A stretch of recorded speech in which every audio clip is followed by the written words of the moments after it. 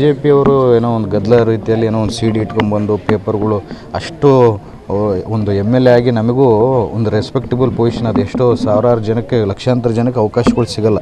ನಮ್ಮ ತಂದೆ ತಾಯಿ ಮಾಡಿದ ಪುಣ್ಯ, ದೇವರ ಆಶೀರ್ವಾದ, ಜನರು ಮಾಡಿದ ಆಶೀರ್ವಾದಕ್ಕೆ ನಾವಲ್ಲಿ ಕೂತಿರ್ಬೋದು. 6.25 ಕೋಟಿ ಜನ ನಮ್ಮ ಪಾಪ್ಯುಲೇಷನ್ ಇರೋದು ಕರ್ನಾಟಕದಲ್ಲಿ. 224 ಜನ ಕೂಡ್ತೀವಲ್ಲ ಅಂತಂದರೆ ಎಷ್ಟೋ ವಿಶ್ವಾಸ ನಮ್ಮ ಮೇಲೆ ಜನ ಇಟ್ಟು ನಮ್ಮನ್ನು ಅಲ್ಲಿ ಕೂಡಿಸಿರ್ತಾರೆ. ಇವಾಗೇ ರಾಜಕಾರಣ ಅಂತಂದರೆ ಯುವಕರು ಅವರಿವರೆಲ್ಲರೂ ಬೇಡಪ್ಪ ರಾಜಕಾರಣ ಅಂದರೆ ಒಳಿಸಂತೆ ಅನ್ನೋ ಪರಿಸ್ಥಿತಿ ಇವತ್ತು ಬಂದಿದೆ. ಮೊನ್ನೆ ಅವ್ರು ಮಾಡೋದು ನೋಡಿ ನನಗೂ ಆ ರೀತಿಯಲ್ಲಿ ಅನ್ನಿಸ್ತು, ಏನಪ್ಪ ಈ ಥರ ಮಾಡಿದ್ರೆ. ಒಂದು MLA ಅಂದರೆ ಒಂದು ರೆಸ್ಪೆಕ್ಟಬಲ್ ಪೊಸಿಷನು, ನಾವು ಟೀಕೆ ಮಾಡಬೇಕು, ಆ ಪೊಸಿಷನ್ ಅಂದಮೇಲೆ ಟೀಕೆ ಮಾಡಬೇಕು. ಅದು ಯಾವ ರೀತಿಯಲ್ಲಿ ಯಾವ ಫೋರಮಲ್ಲಿ ಟೈಮ್ ತೊಗೊಂಡು ಸ್ಪೀಕರ್ ಅವ್ರು ಅಷ್ಟೆಲ್ಲ ಟೈಮ್ ಕೊಟ್ಟಾಗ ಟೀಕೆ ಮಾಡಬೇಕು ಹೊರತು ಸ್ಪೀಕರ್ ಪೋಡಿಯಮ್ಗೆ ಹತ್ತಿ ಪೇಪರ್ಗಳು ಚೆಲ್ಲಿ. ಸ್ಪೀಕರ್ ಅನ್ನೋದು ಎಷ್ಟು ಒಂದು ರೆಸ್ಪೆಕ್ಟಬಲ್ ಪೋಸ್ಟ್, ಅದು ಪೀಠ ಎಷ್ಟು ರೆಸ್ಪೆಕ್ಟಬಲ್. ಯಾಕಂದರೆ ಪ್ರತಿ ಹಿಂದಿನ ಕಾಲದಲ್ಲಿ ನಾವು ನೋಡ್ತಿದ್ವಿ, ಮುಖ್ಯಮಂತ್ರಿಗಳು, ಉಪಮುಖ್ಯಮಂತ್ರಿಗಳು, ಅಪೋಸಿಷನ್ ಲೀಡರ್ಗಳು ಸ್ಪೀಕರ್ ಹೇಳಿದ ಮಾತೆ ಅಷ್ಟು ಬದ್ಧತೆಯಿಂದ ನಡ್ಕೊಂಡು, ಗೌರವದಿಂದ ನಡ್ಕೊಂಡು ಹೋಗ್ತಿದ್ರು.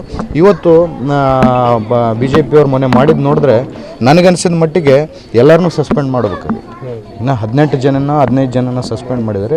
ನಾವು 1 ವರ್ಷಕ್ಕೆ ಸಸ್ಪೆಂಡ್ ಮಾಡ್ತಾರೇನೋ ಅನ್ಕೊಂಡಿದ್ದು ಆ ವರ್ತನೆ ನೋಡಿ. ಇನ್ನು ನಮ್ಮ ಸ್ಪೀಕರ್ ಅವರು ಒಂದು 6 ತಿಂಗಳಿಗೆ ಸಸ್ಪೆನ್ಷನ್ ಮಾಡಿದ್ದಾರೆ. ಅದು ಅವರು CM ಏನಾದರೂ ಭಾವುಕರಾದ್ರ ಸರ್? ಹಿಂಗೆ ಇಲ್ಲ, ಅವರು ಯಾವತ್ತೂ ಭಾವುಕರಾಗವ್ರಲ್ಲ. CM ಅವ್ರು ಕುಂತಿದ್ರು, ಅವರು ಏನು ನಡೀತಿದೆ ನೋಡ್ತಿದ್ರು. ಆ BJP ಅವ್ರು ಮಾಡೋದೆಲ್ಲ ನೋಡಿ ಅವರು ಎಂತೆಂಥ ಹೋರಾಟಗಳು ಮಾಡ್ಕೊಂಬಂದಿದ್ದಾರೆ. ಇವಕ್ಕೆಲ್ಲ CM ಅವರು ಯಾವತ್ತೂ ಭಾವುಕರಾಗವ್ರಲ್ಲ. ಅವ್ರು ಏನು ಇಲ್ಲದ ಮನುಷ್ಯ ಇವತ್ತು ರಾಜ್ಯದ 2ನೇ ಬಾರಿ ಮುಖ್ಯಮಂತ್ರಿ ಆಗ್ತಾನೆ ಅಂದರೆ ಇಂಥವು ಸಾವಿರಾರಲ್ಲ ಲಕ್ಷಾಂತರ ಸಿಚುವೇಶನ್ಗಳು. ಶಾಸಕರು ಅವ್ರ ಜೊತೆ ಸುತ್ತಲೂ ಕೋಟೆ ನಿಂತ್ಕೊಂಡ್ರು ಅವ್ರು ನಮ್ಮ ಲೀಡ್ರು.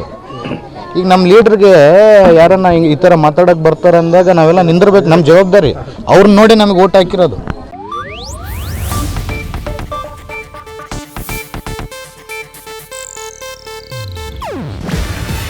ಇದು ಏಷ್ಯಾನೆಟ್ ನ್ಯೂಸ್ ನೆಟ್ವರ್ಕ್ ಪ್ರಸ್ತುತಿ. ನೀವು ನೋಡ್ತಿದ್ದೀರಾ ಏಷ್ಯಾನೆಟ್ ಸುವರ್ಣ ನ್ಯೂಸ್.